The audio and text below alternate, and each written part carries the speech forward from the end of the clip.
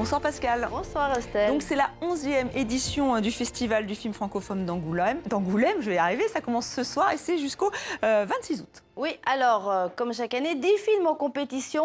Cette année, il y a 2 films canadiens, un film belge et un film suisse. Les 6 autres sont français. Et notamment un premier film très attendu, le premier film de Roman Boringer, L'amour fou. Le jury est francophone, bien sûr. La présidente cette année, c'est l'actrice française Karine Viard. Comme chaque année aussi, vous le savez, un pays est à l'honneur et cette année, c'est Haïti, avec donc une rétrospective de documentaires et de films, notamment ceux de Raoul Peck, évidemment. Alors, tous les soirs, il y a des avant-premières. Ce soir, c'est le grand soir. C'est le 4e film de Jean-Paul Rouve qui a été choisi. Il s'appelle Lola et ses frères. Et alors, il se fait qu'il a tourné ce film principalement à Angoulême. Nos confrères de France 3 ont suivi le tournage et ils ont demandé aux réalisateurs-acteurs pourquoi il avait choisi leur ville. Je voulais que le film se passe dans une ville de province, pas trop grande, parce que dans l'histoire, je veux que les gens puissent se rencontrer dans la ville, que ce ne soit pas une ville anonyme. Et voilà, cette ville m'a charmé aussi parce qu'elle est construite, enfin en tout cas la vieille ville, est construite, c'est fait comme un immense village quand on regarde de l'extérieur. Et j'aimais bien ça, et puis j'ai trouvé tous mes décors ici. Voilà, après le cinéma et donc ce festival qui s'ouvre aujourd'hui à Angoulême, vous avez visité, Pascal, pour nous, l'un de ces nouveaux lieux culturels installés dans d'anciennes friches industrielles. C'est très à la mode en ce moment. Oui, alors l'objectif de tous ces lieux, c'est tous le même, c'est se réapproprier un espace urbain, en général désaffecté forcément, et en faire un lieu de convivialité, un lieu de culture, un lieu de réflexion. Alors vous vous souvenez, en 2015, c'était Grand Train, puis il y a eu Grand Contrôle.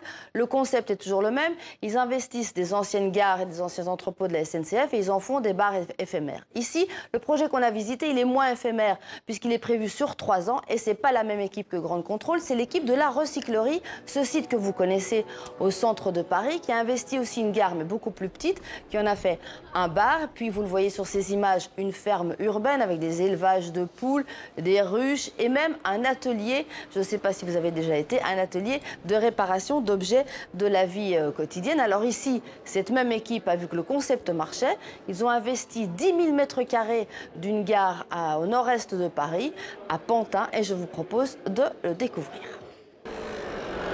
Dans l'ancienne gare de Fray à Pantin, les hangars et les allées accueillent désormais un public bien différent. Ici, on est dans la grande cour pavée de la Cité Fertile.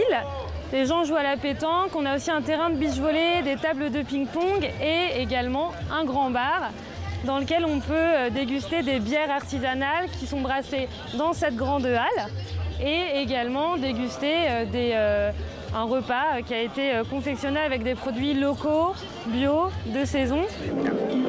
Alors ici, sous le préau, on programme des projections, des expositions, des conférences, des rencontres autour de projets culturels qui œuvrent pour la ville de demain. Une nouvelle manière de penser la ville. Davantage de place pour la culture, la détente en famille et les projets d'agriculture urbaine. Le basilic, c'est pas que le basilic qui va avec la mozzarella, c'est aussi plein d'autres choses différentes. Ces nouveaux concepts de lieux essaiment un peu partout en France. Alors pour aider leurs créateurs, les vieux guichets de la SNCF abritent désormais un campus.